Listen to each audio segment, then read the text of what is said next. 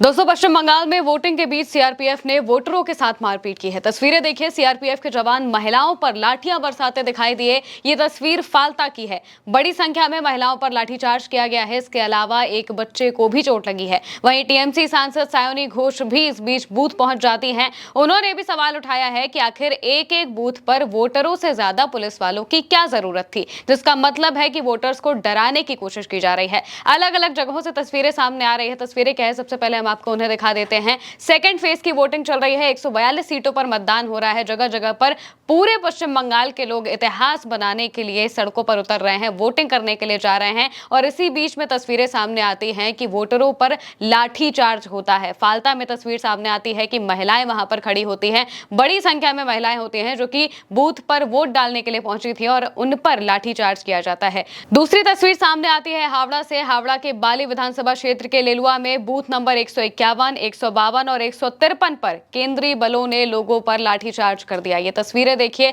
दिखाई दे रहा है कि कैसे एक आदमी जमीन पर पड़ा है और पुलिस वाले उसे घसीटते हैं, गाड़ी में डालकर ले जाते हैं। बताया जा रहा है कि ईवीएम मशीनों में तकनीकी खराबी आ गई थी। इस वजह से वोटर्स काफी देर से लाइनों में खड़े थे। कई लोगों ने पुलिस और केंद्रीय बलों से शिकायत की कि आखिर उन्हें इतनी देर क्यों लग रही है, या फिर वोटिंग मशीन को जल्दी से ठीक किया जाए ताकि वो वोट देकर वापस जा सके। लेकिन इसके बाद फिर लाठीचार्ज शुरू कर दिया जाता है। इस वजह से कुछ समय तक बूथ पर तनाव की स्थिति बन जाती है। बड़ी संख्या में जो सीआरपीएफ के जवान हैं और पुलिस बल है, वो सभी मिलकर लाठीचार्ज करते हैं। बाद में स्थिति शांत होती है और फिर वापस से वोटिंग को शुरू कराया जाता है। इस बीच टीएमसी की सांसद सायोनी घोष भी बूथ पर पहुंचती हैं। वो वोट डालने के लिए पहुंची थी। साउथ कोलकाता के इलाके में वो वोट डालने के लिए पहुंचती हैं, लेकिन जब वो देखती हैं कि जरूरत से ज्यादा पुलिस वाले यहां पर खड़े हैं, तो वो भी सरकार पर सवाल उठाते हुए नजर आती हैं और वो साफ तौर से इस बात को कहती हैं कि ये वोटरों को डराने के लिए किया जा रहा है। सायोनी ने कहा, हमारा बूथ एक पुलिस स्टेशन के इलाके में आता है और हमेशा से शांत रहा है। दक्षिण कोलकाता में और पूरे कोलकाता में वोटिंग आमतौर पर शांतिपूर्ण होती है,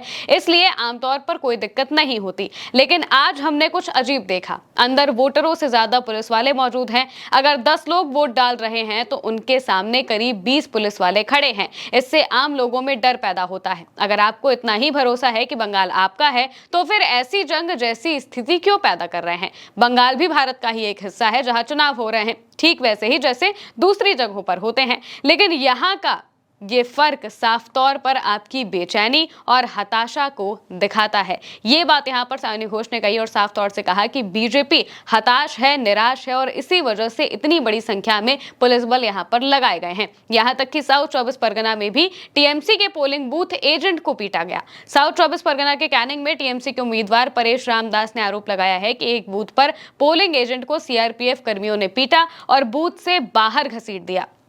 सीआरपीएफ ने पोलिंग एजेंट से कहा था कि उनके खिलाफ शिकायत दर्ज की गई है।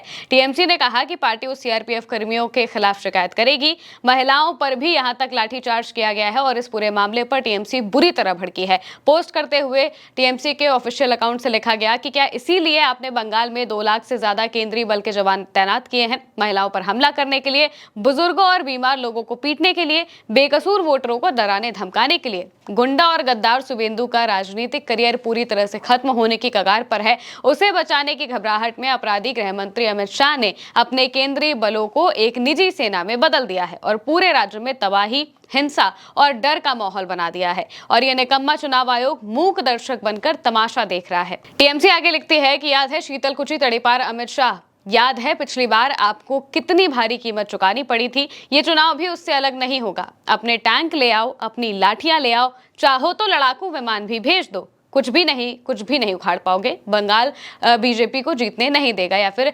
बीजेपी को बंगाल में कोई भी नहीं बचा पाएगा। जितना चाहो हमला कर लो, इस बार तो बंगाल टीएमसी ही जीतेगी। अबार जितबे बांग्ला का उन्होंने हैशटैग भी आगे लगाया है। इसके अलावा एक और वीडियो सामने आता है जिसमें एक मासूम बच्चे को चोट लग जाती है और फिर जो बाकी बच्चे के परिवार वाले होते हैं या फिर आसपास के लोग होते हैं जो वोट देने के लिए बूथ पर मौजूद होते हैं, वो सभी सीआरपीएफ पर भड़कते हुए दिखाई देते हैं। सीआरपीएफ के जवान फिर उन लोगों को समझाते हुए नजर आते हैं, बच्चे की चोट को देखते हुए नजर आते हैं। टीएमसी का कहना है कि पुलिस के लाठीचार्ज से इस बच्चे को चोट लगी है। इसको लेकर भी उन्होंने पोस्ट किया और लिखा कि ये बंगाल में सक्रिय अमित शाह के भाड़े के जल्लादों के लिए सीधा अल्टीमेटम है। अपनी बेतुकी हिंसा और आतंक को जारी रखने का जोखिम आप अपनी ही जिम्मेदारी पर उठाएं। आप में से हर एक व्यक्ति, चाहे वो वर्दी में हो या फिर बिना वर्दी के, जो निर्दोष बंगालियों पर हाथ उठा रहा है, मतदाताओं पर हमला कर रहा है और आम लोगों में दहशत फैला रहा है, उसे ढूंढ निकाला जाएगा और कानून के तहत उसे इसकी पूरी कीमत चुकानी पड़ेगी। कोई भी आपको बचाने नहीं आएगा, ना दिल्ली में बैठे आपके राजनीतिक आका, ना ही गुजरात के आपके गॉडफादर, और निश्चित रूप से अमित शाह तो बिल्कुल भी नहीं। जब आपने एक निर्दोष बच्चे पर हमला किया तब आपने बर्बरता की सारी हदें पार कर दी। इस तरह की क्रूरता के लिए किसी भी सभ्य समाज में कोई जगह नहीं है। आप जो बेवजह हिंसा और सरकारी प्रायोजित आतंक उन सीधे साधे मतदाताओं पर ढा रहे हैं, उसे याद रखा जाएगा, दर्ज किया जाएगा और उसका पूरा हिसाब चुकाया जाएगा। हमारी प्रतिक्रिया पूरी तरह से लोकतांत्रिक होगी, लेकिन वो निर्मम और निर्णायक भी होगी। ये तस्वीरें दिखा रही हैं कि कैसे वोटरों को डराया जा रहा है। पश्चिम बंगाल में 3 बजे तक 78% मतदान हो चुका है, यानी कि बंगाल इतिहास लिखने जा रहा है और अब बस जीत का इंतजार है कि आखिर ये जो बड़े लेवल पर बंगाल के लोग निकलकर वोट कर रहे हैं, वो किसे जिताने के लिए वोट कर रहे हैं। और ये जो तस्वीरें सामने आ रही हैं, कहीं झड़प होती दिखाई देती है तो कहीं सीआरपीएफ के जवान ही वोटरों पर लाठीचार्ज करते नजर आते हैं। ये बता रहे हैं कि इस तरीके से बीजेपी बौखलाई हुई है। टीएमसी आरोप लगा रही है कि बीजेपी की बौखलाहट में ही इतने बड़े लेवल पर पुलिस वालों को लगाया गया है। फिलहाल के लिए मेरे साथ इस खबर में इतना ही। आप देखते रहिए उल्टा चश्मा यूसी।